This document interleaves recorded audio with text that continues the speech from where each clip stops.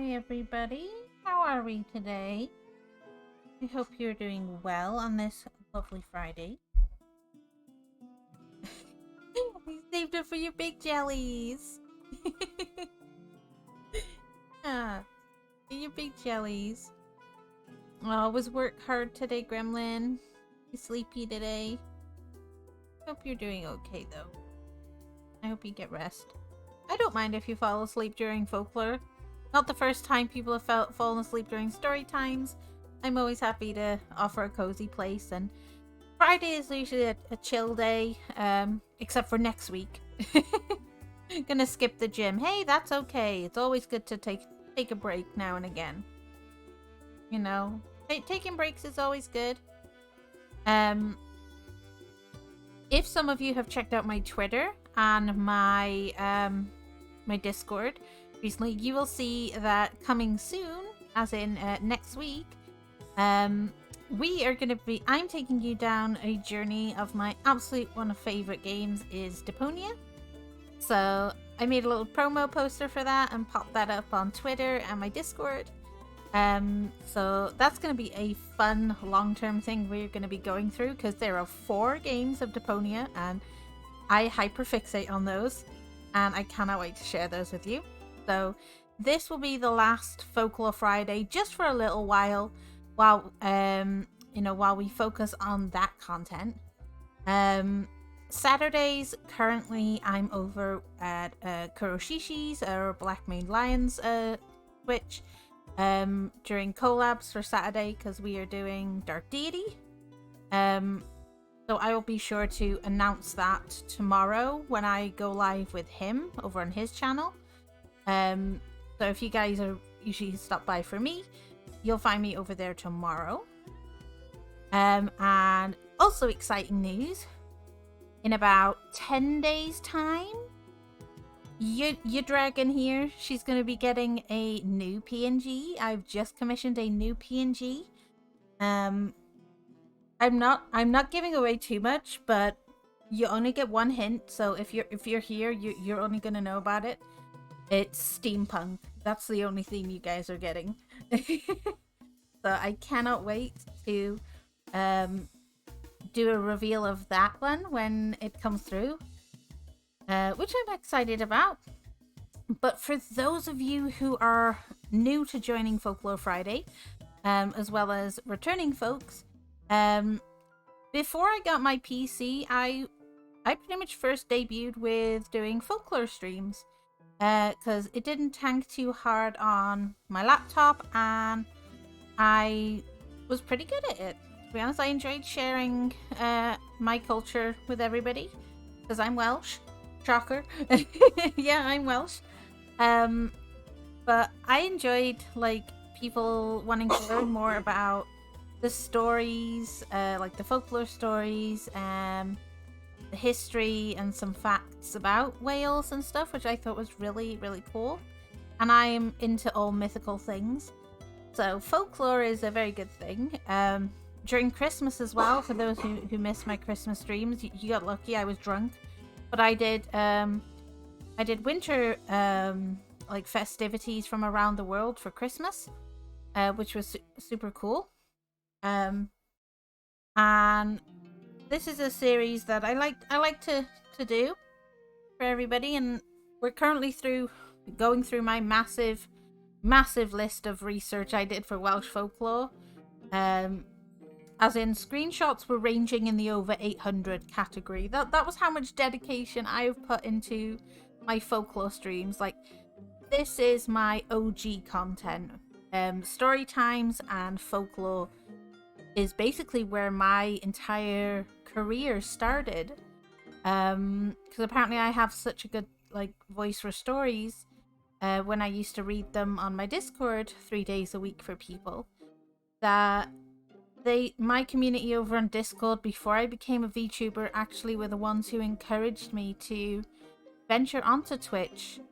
So, I'm very thankful for that. So you guys get to experience pretty much where my entire career pretty much started. And it's not something I'd want to ever get rid of. It's not as prominent in my Words have failed me in my oh my god. I can't even think of the word. It's not as common like all the time now in the content I do put out. Because, you know, I have a PC that can play games now, so there's that little bit of excitement for me. So I tend to try and bring this back like once a week. I won't be for the next couple of weeks though, while I tackle Deponia, because that is my new sort of hyperfixation I want to be bringing to you guys. Which I'm super excited about. Because I found out that they have a fourth one now, and I've only ever played the first three. So, but we will be going right from the beginning, starting Monday, so I'm excited.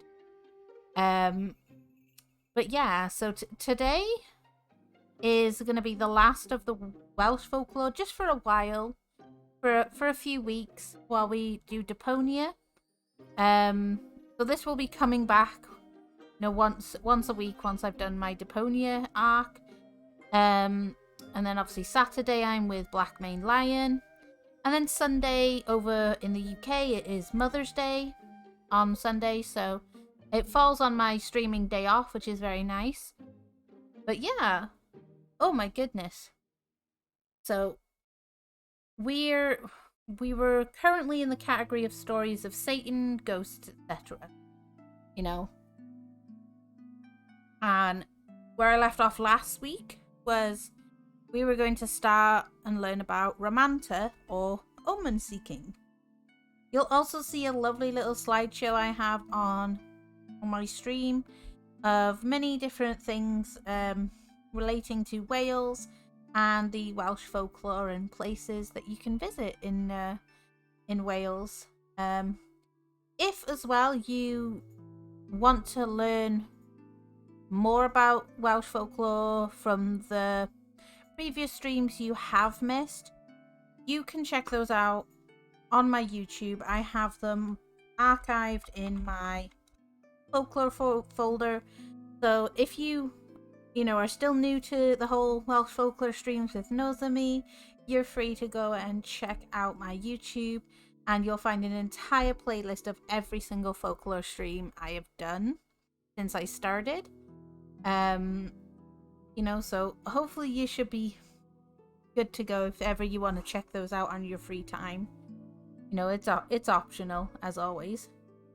And I have a lovely playlist of just different types of music going, which I use. I did have a new follower, those Sugar Bells, 5 hours ago, so I'm very, very happy about that. Thank you, darling, for the follow. Even if you're not watching currently, thank you. I do appreciate it. You might see the VOD in future, so I want to say my thank yous.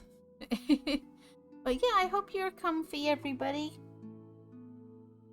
while we enjoy a nice, relaxing folklore stream. Again, I will say ahead of time, you'll hear some Welsh language used, sometimes Welsh paragraphs and pieces.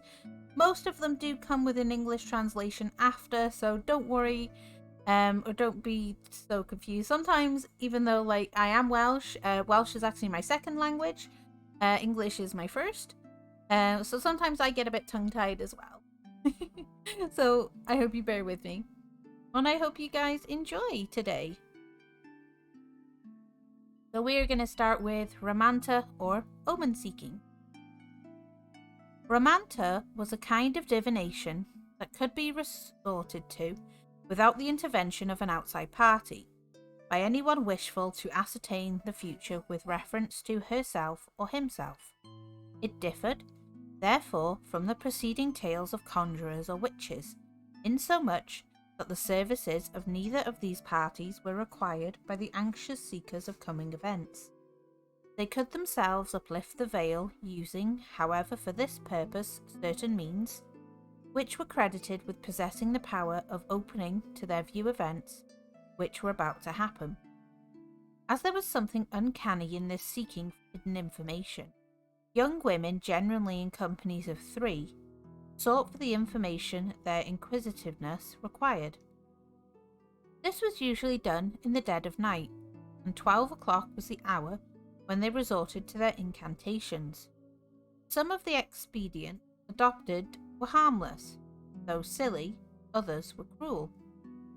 The effective carrying out of the matter was generally necessary that at least one of the party should have slept within the year on an out straw bed, or a bed made of the leaves of mountain ash, mixed with the seeds of a spring fern, and a pillow of maiden hair. The nights generally resorted to for the purpose mentioned above were All Hallow Eve, S. John's Eve, and May Day Eve. But there were other times also when the lovesick could get a glimpse of their life partners.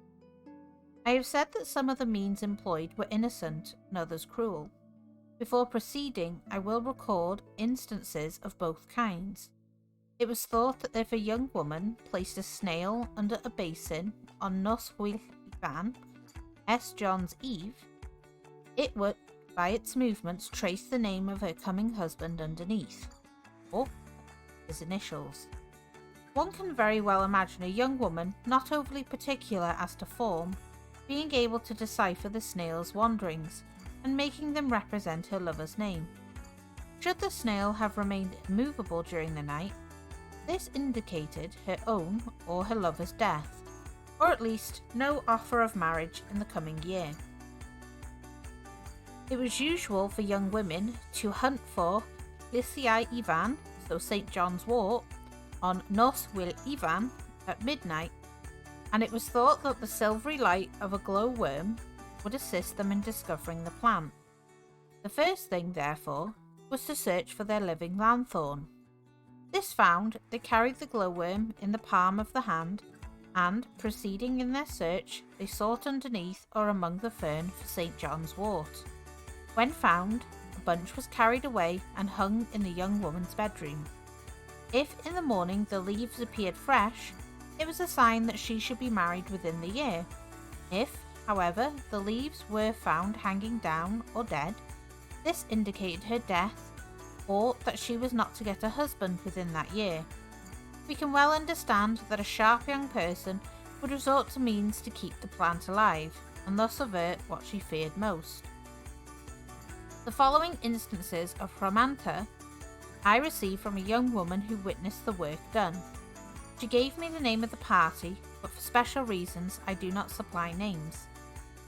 A young woman was madly in love with a young man, and she gave the servant man a jug of beer for procuring a frog for her. This he did, and she took the poor creature to the garden and thrust several pins into its back. The tortured creature writhed under the pain, but the cruel girl did not cease until the required number had been inserted. Then she placed the frog under a vessel to prevent its escape, and turning to my informant she said, "There, he will now come to our house this evening." The man certainly came, and when he entered she smiled at my informant, and then both went together to the lacerated frog, and the pins were extracted one by one from its back, and the wounded animal was set at liberty. My informant said that the hard-hearted girl mumbled something both when inserting and extracting the pin. It was believed that the spirit of a person could be invoked, and that it would appear, after the performance of certain ceremonies, to the person who was engaged in the weird undertaking.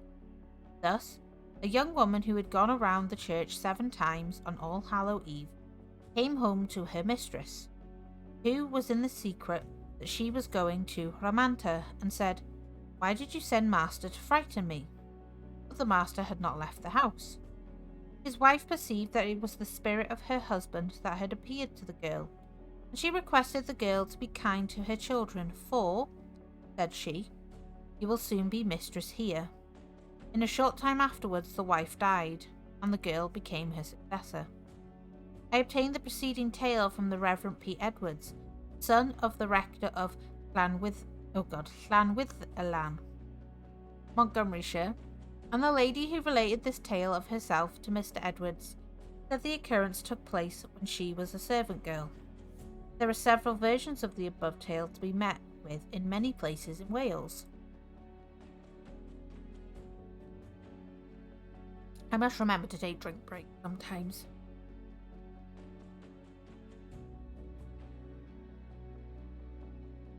And sometimes I yammer on.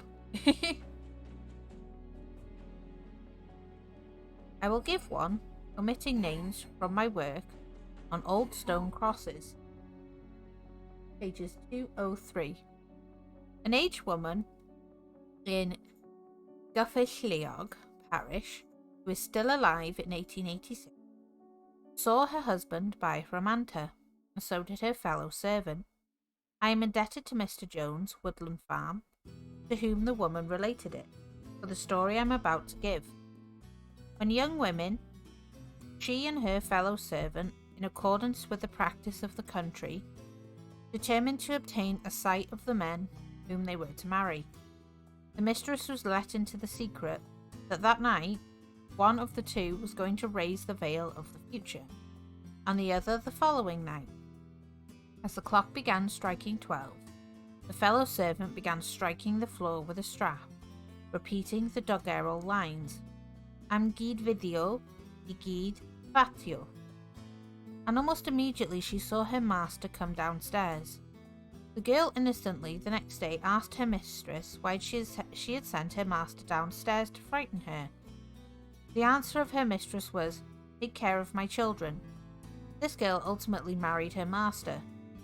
The next night it was the other girl's turn, and she saw a dark man, whom she had never seen before. But in the course of a week or so, a stranger came to the farmyard, and she at once perceived that it was the person whom she had been seen when divining. Upon inquiry, she ascertained that he was a married man, but in time his wife died, and the girl became his wife. There were several ways of proceeding by young girls who were anxious to ascertain whom they were to marry. One of these was by means of yarn. This divination was usually performed by two young girls after the family had retired for the night. It has been called Coel Edi Lan, or the yarn test, and under this name I will describe the process.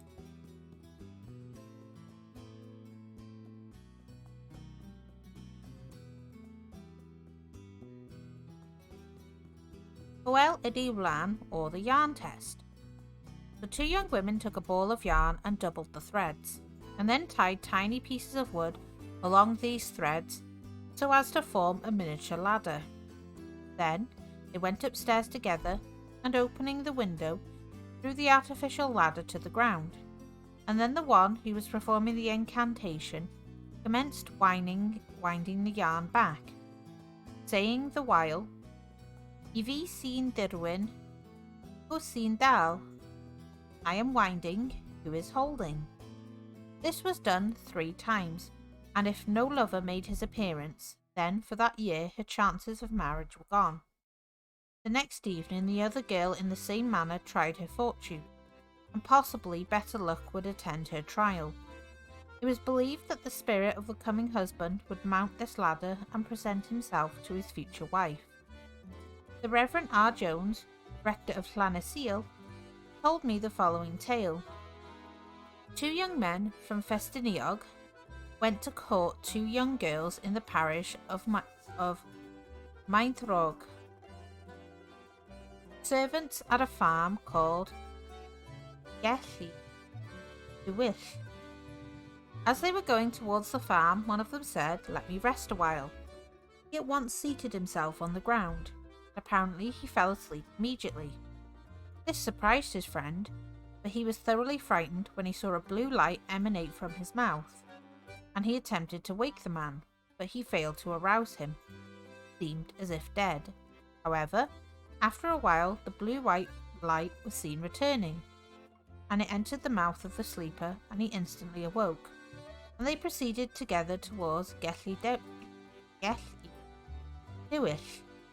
At the very time the man felt an irresistible inclination to sleep, his love had used the yarn incantation, and the unconscious man during his short sleep dreamt that he had seen his sweetheart in the window, and the girl said that he had appeared to her at the window. In a few months after this proof of true love, they were married. Another form of incantation was to walk around the church 7 or 9 times on certain nights. This I will call the Tucha test, or knife test. This was a very common form of incantation.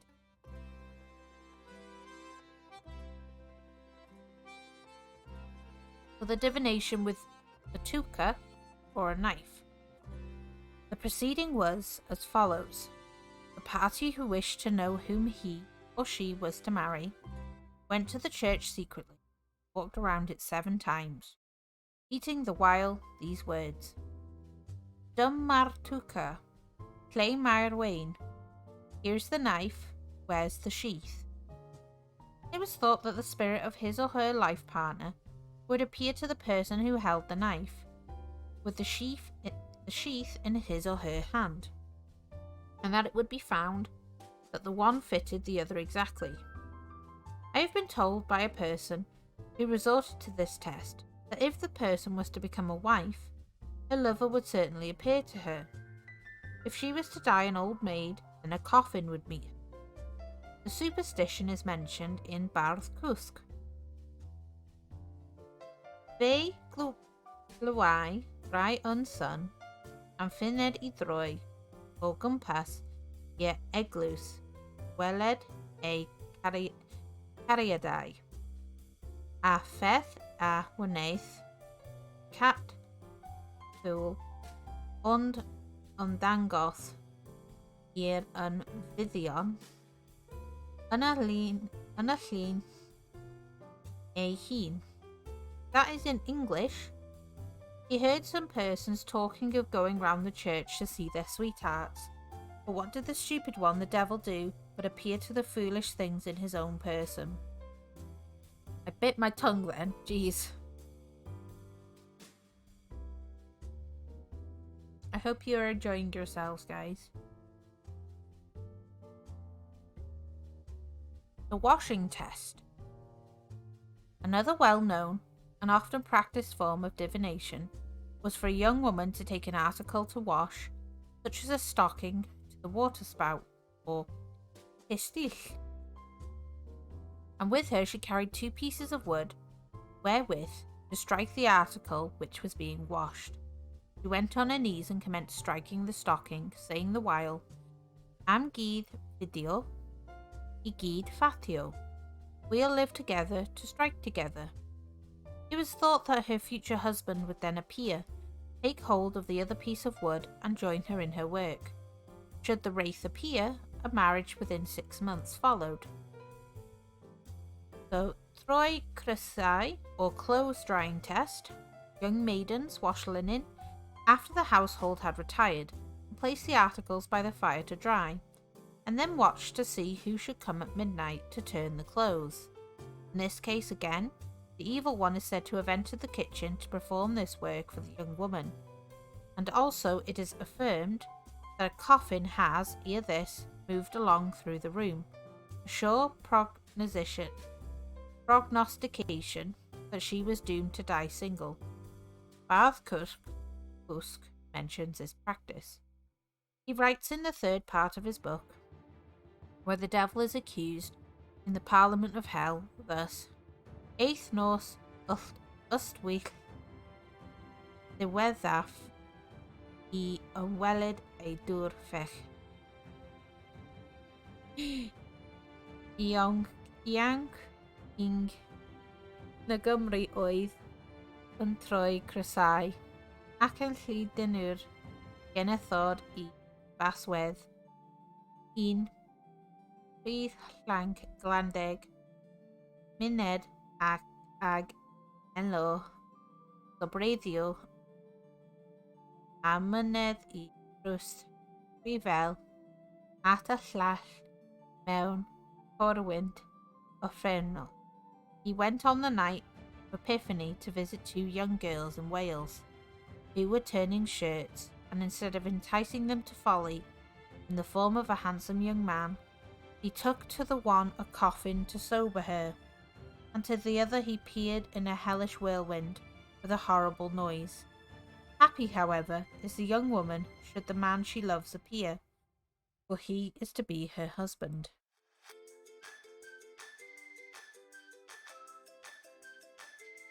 Oh, lovely catchy song, come on.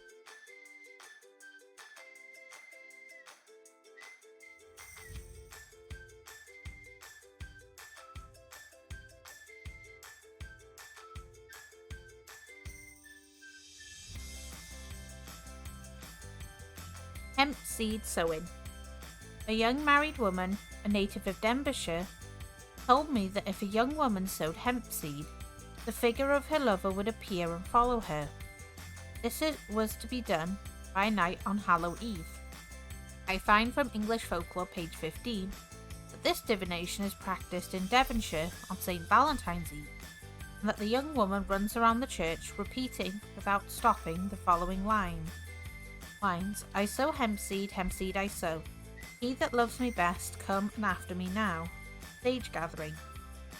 A young person who went of a night to the garden and stripped the leaves of the sage tree would, as the clock struck 12, be joined by her lover.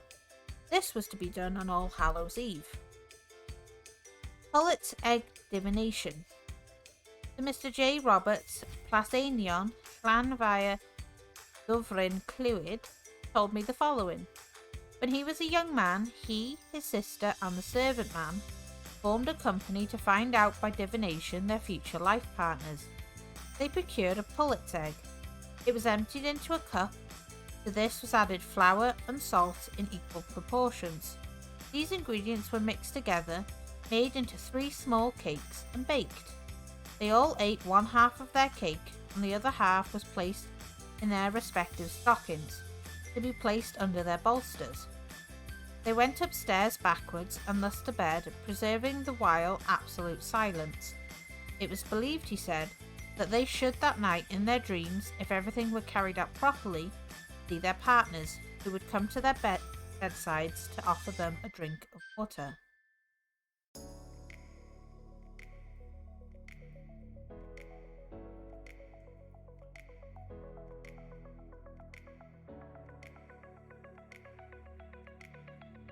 I forgot how much I usually drink during these streams.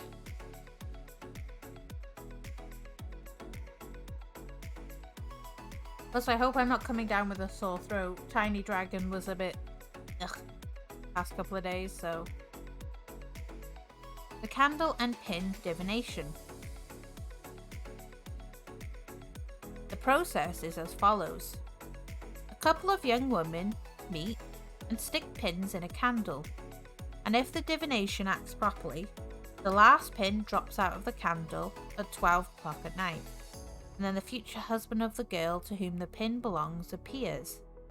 I must not name the lady who I am indebted to for the following information, but she told me that when she was a young woman, she and her friend took part in this prying into the future, and exactly 12 o'clock, her companion's pin fell out of the candle, and at that very instant there was a knocking at the door, and in great fright both ran upstairs, but the knocking continued, and her friend pulled her head out the window to inquire who was there, and my informant told me that the man at the door became her friend's husband, who at the time they were consulting the future she was desperately in love with another man. There were other ways in which people could Hramnan. Enough has been said on this subject. There are other practices resorted to, having much the same object in view, which I will now relate.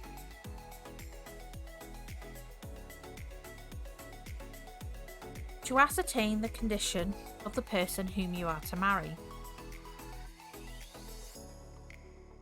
Water in basin divination. Should young persons wish to know whether their husband were to be bachelors or their wives spinsters, the following test was to be resorted to. 3 persons were necessary to carry out the test. These 3 young ladies were to join in the undertaking, and they were to proceed as follows.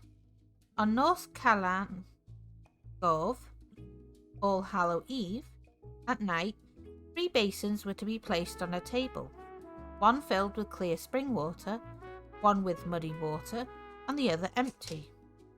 The young ladies in turn were led blindfolded into the room and to the table, and they were told to place their hands on the basins. She who placed her hand on the clear spring water was to marry a bachelor, whilst the one who touched the basin with muddy water was to wed a widower. And should the empty basin be touched, it foretold that person of life of single blessedness was in store. Hairs of a lover found under a holly tree. This test is to be carried out on All Hallow Eve. The young person walks backwards to a holly tree, takes a handful of grass from underneath it, and then carries the leaves to the light, and she then sees amongst the grass several hairs of her true lover. That is creepy, that one. Let me take your hair.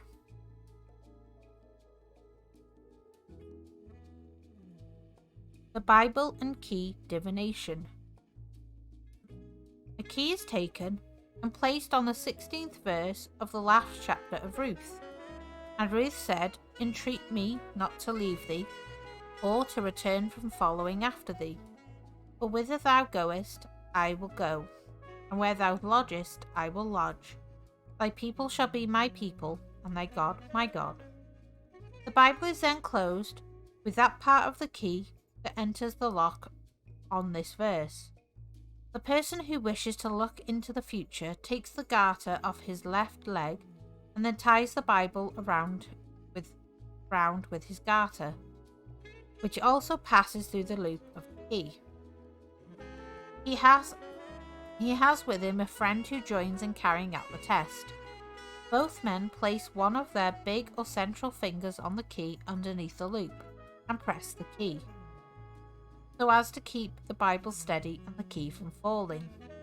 Then the man who does not consult the future reads the verse above written, and should the Bible turn towards the other man, it is an affirmative answer that the young lady he loves will accept him. The writer received this account from a man who had himself consulted the future by the Bible and key. Testing a lover's love by cracking of nuts. Why is there always nuts involved in these? So this divination is common to many countries, but the writer knows that it is resorted to on All Hallows Eve in Denbighshire by young ladies.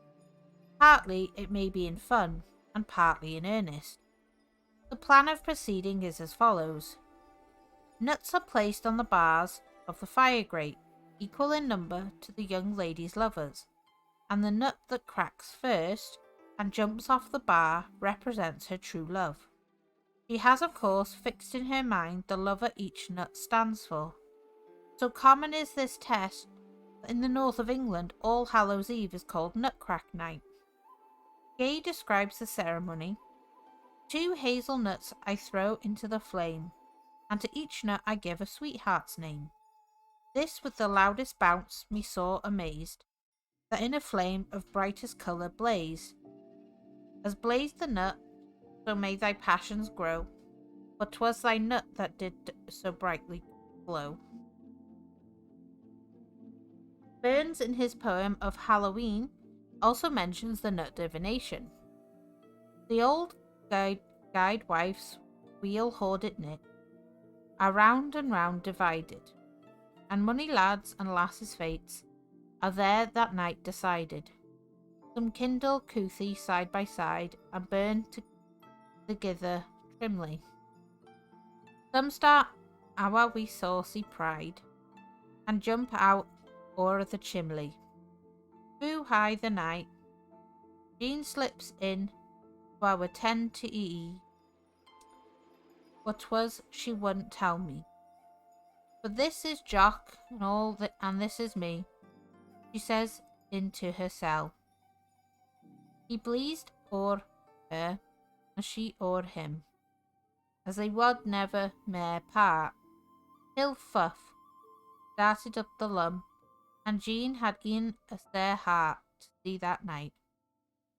The apple pip trial of lovers. Fair lady takes as many pips as she has lovers, and these she places on the point of a knife, which she inserts between the bars of the fire grate. Each pip represents a lover, and the pip that swells out and jumps into the fire indicates that he is the best lover for whom the pip stands. Good God. Next, we enter the category of spiritualism in Wales and Welsh folklore. So the next subject I shall treat of is curious, and partakes of the nature of spiritualism. I hardly know by what other word to describe it, therefore I will give particulars, so as to make the matter intelligible to the reader, and call it spiritualism.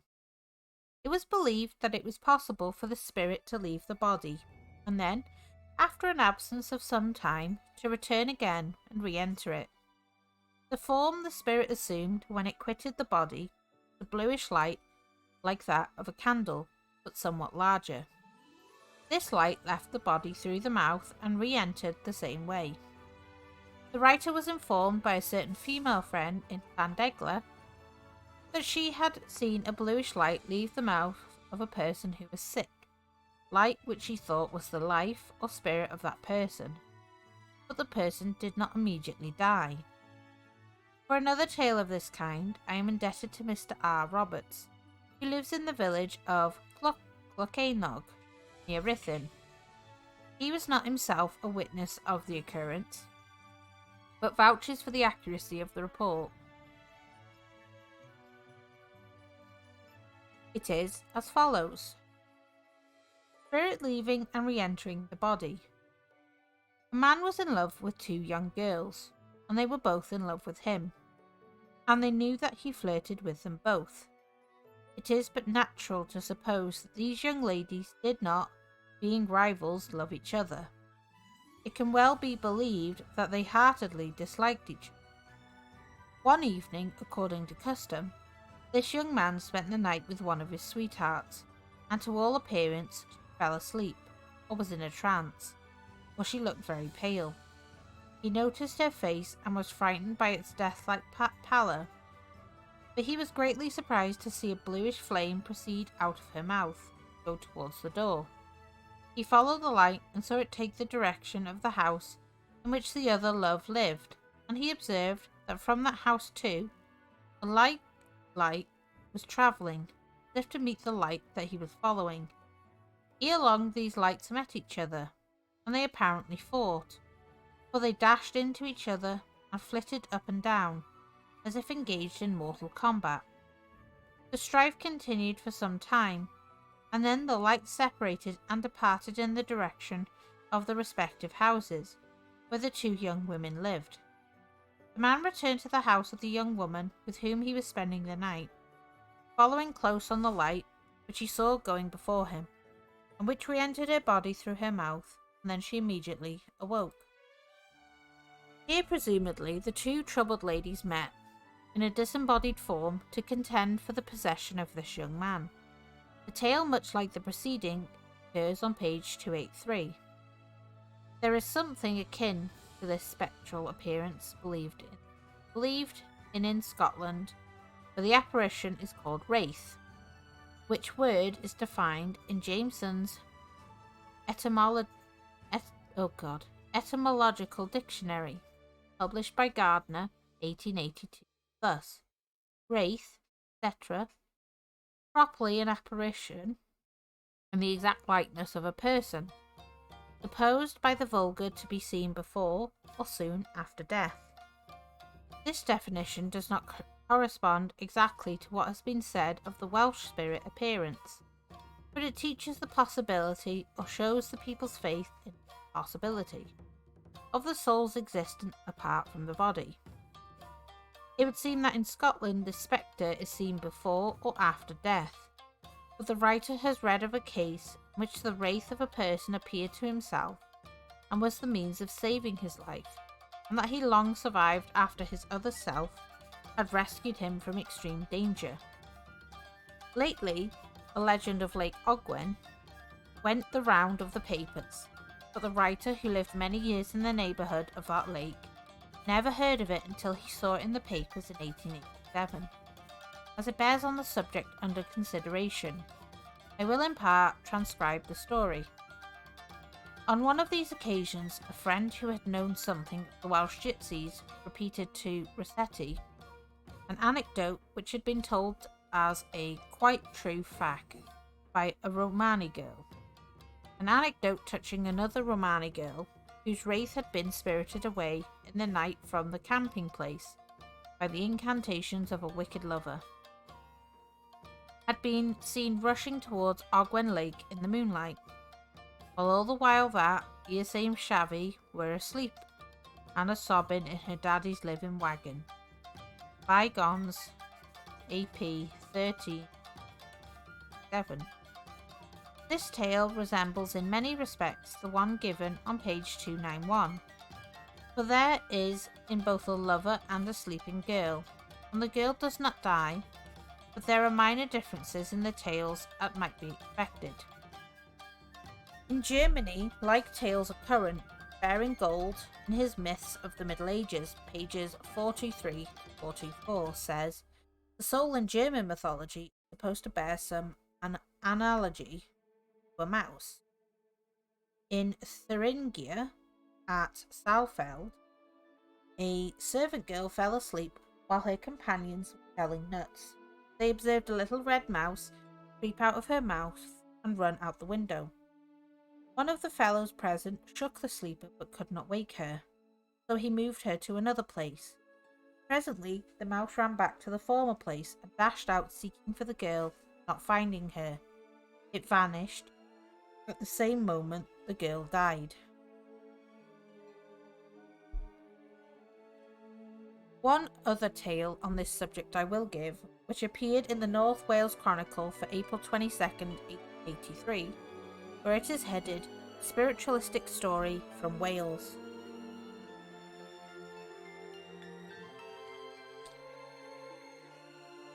Let me refill up my copy, because reading is thirsty work.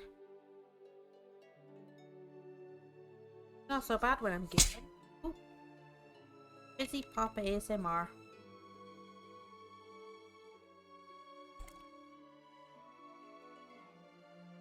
Making a cup of tea soon. Honey. Because that's always good. Stories. Let's see. For now, time for break time. Have pop.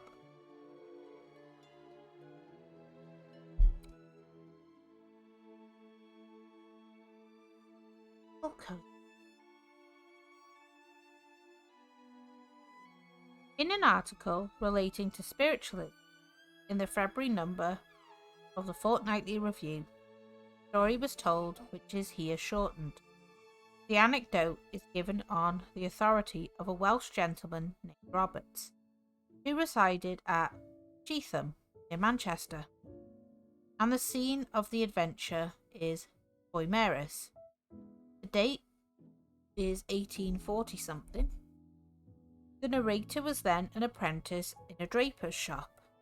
His master was strict and allowed his apprentice but half an hour for dinner, which he had to take at his lodgings, some distance away from the shop.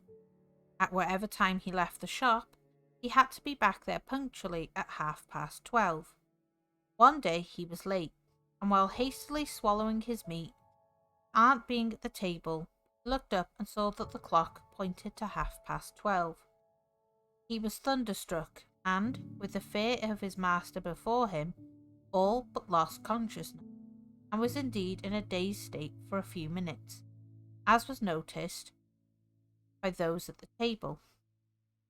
Shaking this off by an effort, he again looked at the clock, and to his relief and astonishment, saw that the hands only pointed to 12:15. Then he quickly finished his dinner and returned to the shop at the appointed time. There he was told that at 12:15 he had returned to the shop, put on his hat, moved about in an absent manner, had been scolded, and had thereupon put on his hat again and walked out. Several persons on the one hand corroborated this story, whilst on the other his aunt was positive that, although at that moment he had fallen into a strange fit of abstraction, he had never left the table. This is the narrative attested by a gentleman now living, the year 1840 something, not so far back.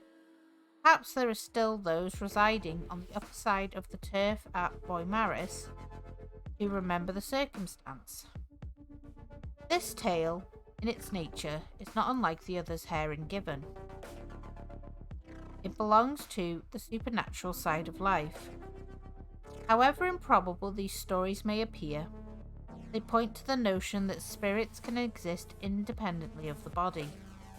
The Irish fetch, the Scotch wraith, and the Welsh Canwyllcorff are alike in their teaching, but of this latter I shall speak more particularly when treating of death autumn.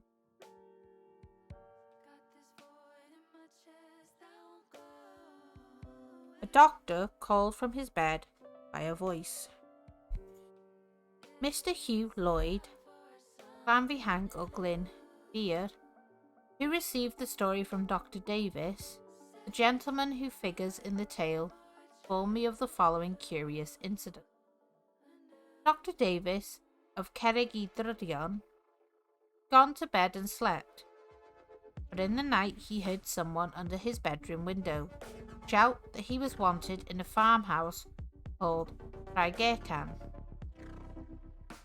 which was 3 miles from the doctor's abode, and the way thereto was at all times beset with difficulties, such as opening and shutting the many gates, but of a night the journey to this mountain farm was one that few would think of taking, unless called to do so by urgent business. The doctor did not pay much attention to the first request, but he lay quietly on the bed listening, and almost immediately he heard the same voice, requesting him to go at once to Craigachan, as he was wanted there. He now got up to the window, but could not see anyone. He therefore re-entered his bed, but for the 3rd time he heard the voice telling him to go to the farm named, and now he opened the window and said that he would follow the messenger forthwith. The doctor got up, went to the stable, saddled the horse, and off he started for a long dismal ride over a wild track of mountain country. Such a journey he had often taken. He was not surprised that he could not see nor hear anyone in advance, for he knew that Welsh lads are nimble of foot, and could, by cutting across fields, etc., outstrip a rider. At last he neared the house where he was wanted, and in the distance he saw a light. By this sign he was convinced that there was sickness in the house. He drove up to the door and entered the abode, to the surprise but great joy of the inmates. To his inquiry after the person who had been sent for him, he was told that no one had left the house, nor had anyone been requested by the family to go to the doctor. But he was told his services were greatly wanted, for the wife was about to become a mother, and the doctor was instrumental in saving both the life of the child and the mother. What makes this tale all the more curious is the fact that the doctor was an unbeliever in such things as ghosts, etc. He had often enjoyed a quiet laugh over the tales he heard of a supernatural kind. Mr. Lloyd asked the doctor whether he had heard of the woman's condition, but he affirmed he was ignorant of everything connected with the place and family.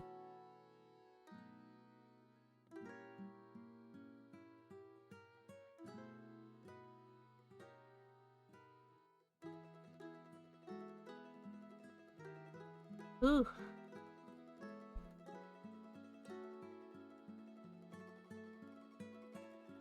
If I appear silent for a minute, but it's just I'm just catching my breath.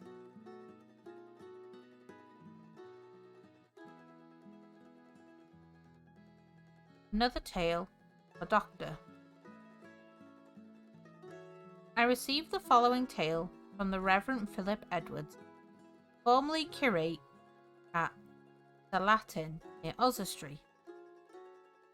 There was, or perhaps is, for my informant says he believes the lady is still alive, in a place called Binon,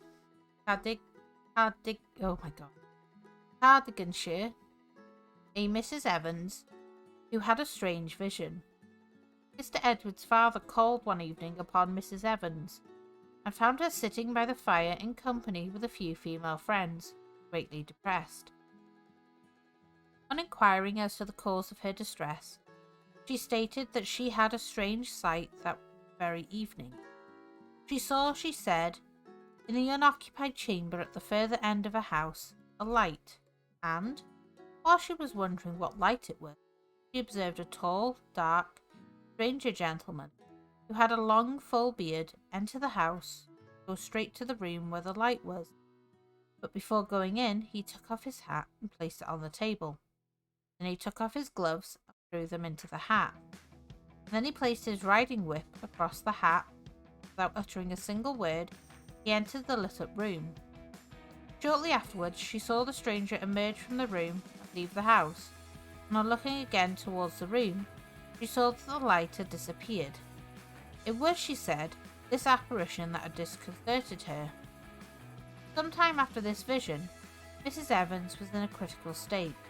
As she lived far away from a doctor, my informant's father was requested to ride to Aberystwyth with one. He found, however, that the two doctors who then resided in that town were from home. But he was informed at the inn there was a London doctor staying at Havard. He determined whether he could or could not induce this gentleman to accompany him to Swethinnon to go there. The gentleman, on hearing the urgency of the case, consented to visit the sick woman. Mr. Edwards and the doctor rode rapidly to their destination, and Mr. Edwards was surprised to find that the doctor did everything exactly as had been stated by Mrs. Evans. There was also a light in the chamber, for there the neighbours had placed a stillborn child, and it was the providential help of the London doctor that saved Mrs. Evans' life. I may add that the personal appearance of this gentleman corresponded with the description given of him by Mrs. Evans.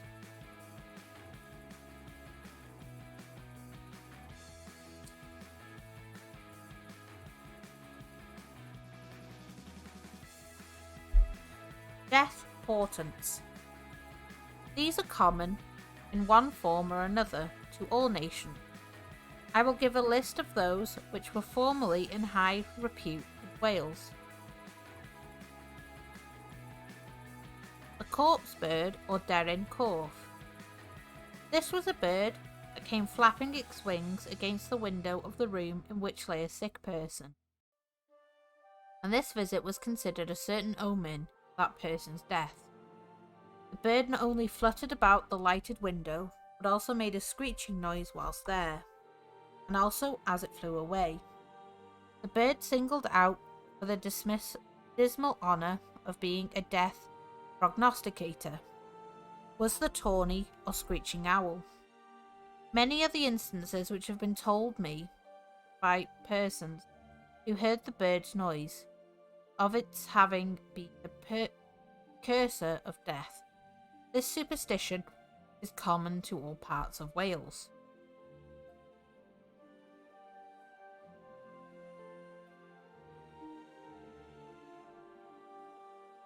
A crowing hen. This bird, too, is supposed to indicate the death of an inmate of the house which is home, or, if not the death, some sore disaster to one or other of the members of that family. The poor hen, though, as soon as it is heard crowing, certainly foretells its own death, for no one will keep such an uncanny bird on their premises, and consequently the crowing hen loses its life. It is a common saying that a whistling woman and a crowing hen are neither good for God nor men. Should a hen lay a small egg, it is to be thrown over the head and over the roof of the house, or a death would follow.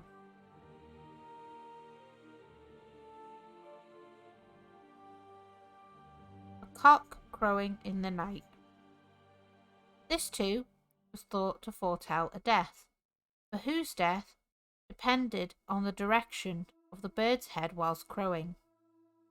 As soon as the crowing was heard, someone went to ascertain the position of the cock's head, and when it was seen that that his head was turned from their own house towards someone else's abode, the dwellers in that house slept in peace, believing that a neighbour and not one of themselves was about to die. It was supposed that to make the prognostication sure, the cock would have to crow 3 times in succession before or about midnight and in the same direction. Chickens predicting my death? Oh god. Sounds interesting. The corpse candle or Canwyll Corff. Corpse candle or Canwyll Corff was a light like that of a candle. It was said to issue from the house where a death was about to occur, and take the course of the funeral procession to the burial place. This was the usual way of proceeding, for this mysterious light was also thought to wend its way to the abode of a person about to die. Instances can be given of both kinds of appearances. I have met with persons in various parts of Wales who told me that they had seen a corpse candle. They described it as a pale bluish light moving slowly along a short distance above the ground. Strange tales are told of the course the light has taken. Once it was seen to go over hedges and to make straight for the churchyard wall. This was not then understood. When the funeral actually took place, the ground was covered with snow, and the drift caused the procession to proceed along the fields and over the hedges of the churchyard wall, as indicated by the corpse candle. It was ill jesting with the corpse candle. The Reverend J. Jenkins, vicar of Hernant, told me that a drunken sailor at Borth said he went up to a corpse candle and attempted to light his pipe at it, but he was whisked away, and when he came to himself, he discovered that he was far off the road in the bog. Reverend Edmund Jones, in his book titled A Relation of Ghosts and Apparitions, etc., states, "Some have seen the resemblance of a skull carrying the candle, others the shape of the person that is to die carrying the candle with 4 fingers, holding the light before his face. Some have said that they saw the shape of those who were to be at the burying. Those who have followed the light state that it proceeded to the church, lit up the building, emerged therefrom, and then hovered a while over a certain spot on the churchyard, and then sank into the earth at the place where the deceased was buried. There is a tradition that St. David, by prayer, obtained the corpse candle as a sign to the living of the reality of another world, and that originally it was confined to his diocese. This tradition finds no place in the life of the saint, as given in the Cambro British Saints, and there are many wonderful things recorded of that saint. It was thought possible for a man to meet his own candle. There is a tale of a person who met a candle and struck it with his walking stick, when it became sparks, which, however, reunited. The man was greatly frightened, became sick, died. At the spot where he had struck the candle, the fire broke, and the coffin fell to the ground, thus corroborating the man's tale. I will now record one tale, not of the usual kind, which was told to me by a person who is alive.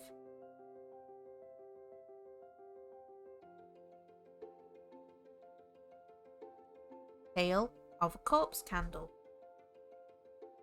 My informant told me that one John Richards, fell in a wig, was in the habit of sitting up a short time after his family had retired to rest to smoke a quiet pipe, and the last thing he usually did before retiring for the night was to take a peep into the night. One evening, whilst peering around, he saw in the distance a light where he knew there was no house, and on further notice he observed that it was slowly going along the road from Betws Werfil Goch towards Vellinawig.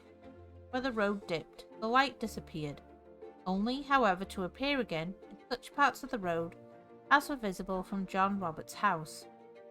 At first, Roberts thought that the light proceeded from a lantern.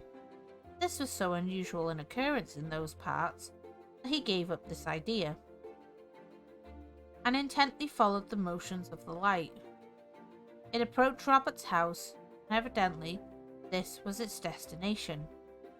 He endeavoured to ascertain whether the light was carried by a man or woman, but he could see nothing save the light. When, therefore, it turned into the lane approaching Roberts' house, in considerable fear he entered the house and closed the door, awaiting, with fear, the approach of the light. To his horror, he perceived the light passing through the shut door, and it played in a quivering ray under the roof, then vanished.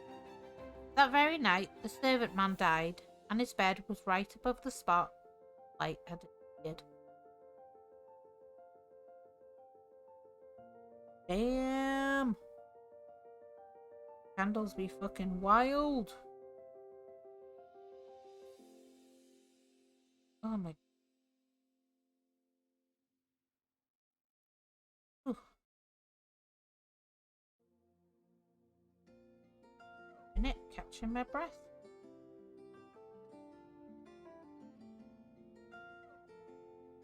Ugh. I have measured the mountains and tamed the tide. I ran through the desert and I made it out alive. I bested the I like that. quicksand, stole from the gods. But looking back on the battles, there's one that So we move on to spectral funerals, or Ricolife. This was a kind of shadowy funeral, foretold the real one. In South Wales, it goes by the name of Toilu, Toili, or Itelu family, and clad and buried. In Montgomeryshire, it is called Ricolife, spectre. I cannot do better than quote from Mr. Hamer's parochial accounts of Llanidloes, Montgomeryshire Collections, Volume 10, pages 256.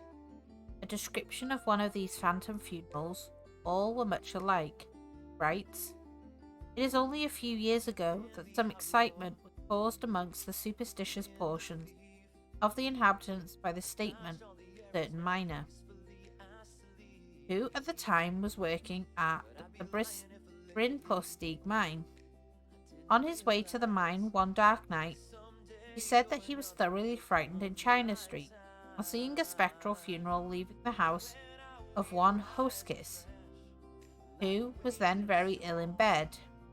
In his fright, the miner turned his back on the house with the intention of going home, but almost fainted. He could scarcely move out of the way of the advancing procession, which gradually approached, at last surrounded him, and then passed on down Longbridge Street in the direction of the church.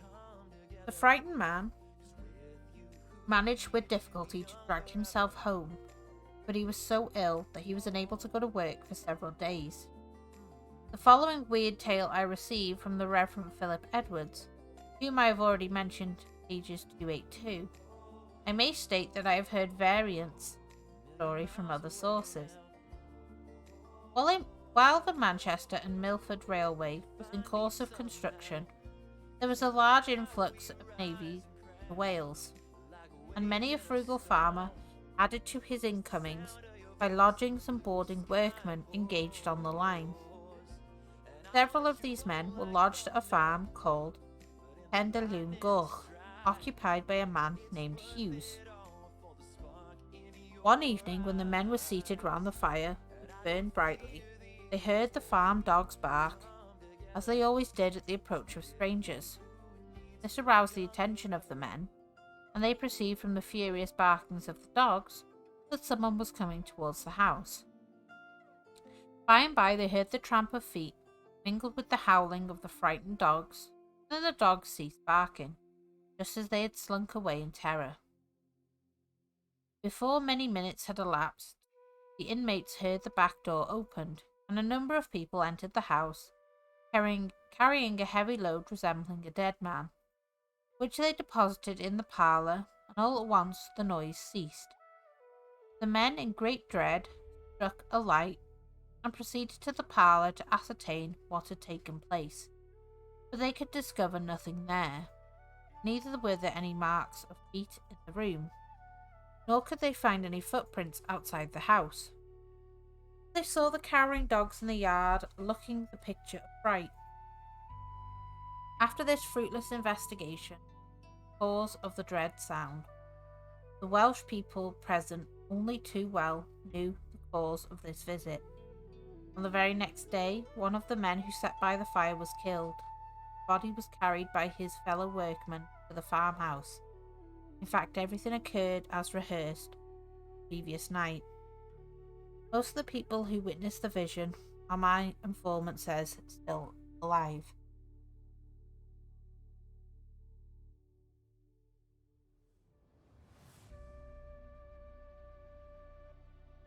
This one is Wraith, or death sound. This was thought to be a sound made by a crying spirit. It was plaintive, yet loud and terrible. It made the hair stand on end and the blood become cold, and the whole neighbourhood became depressed whenever the awful sound was heard. It was unlike all other voices, and it could not be mistaken. It took in its course the way the funeral procession would go, starting from the house of the dead and ending in the churchyard. The deceased was to be buried.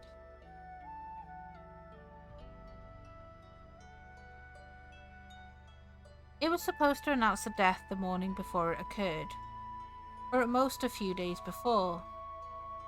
It was at one time thought to belong to persons born in the diocese of Llandaff, but it must have travelled further north, for it is said to have been heard on the Kerry Hills of Montgomeryshire. The function of the wraith is much the same as that of the corpse candle, but it appealed to the sense of sound instead of to the sense of sight. Dogs, when they heard the distressing sound of wraith, showed signs of fear and ran away to hide. We have Lledrith, spectre of a person. This apparition of a friend, as in the Scotch wraith or Irish fetch counterpart. It's been said that people have seen friends walking to meet them, and that when about to shake hands with the approaching person, it has vanished into air. This optical illusion was considered to be a sign of the death of the person that's seen.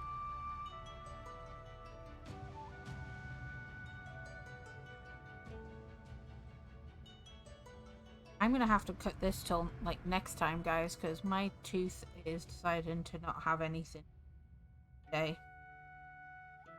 Oh my god, yeah, toothache has struck today. Not pleasant.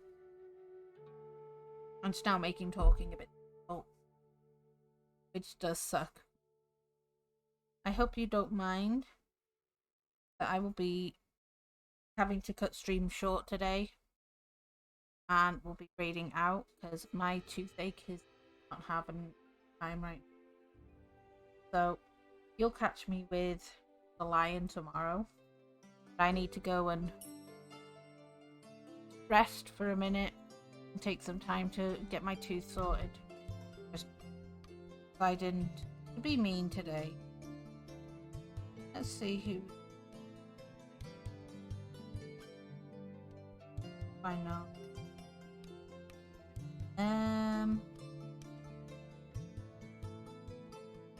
I think we'll go and see Parasitic Fun today. Too fake be mean. So I will thank you for stopping by for such a short stream. But if you would join me, I'm going to have a nice chill stream with Parasitic Fun, because this toothache is not making talking easy. So I will see you guys over on Black Lion's channel tomorrow. I'm sorry I do have to cut it short, but my tooth is not happy. I'll see you guys again soon.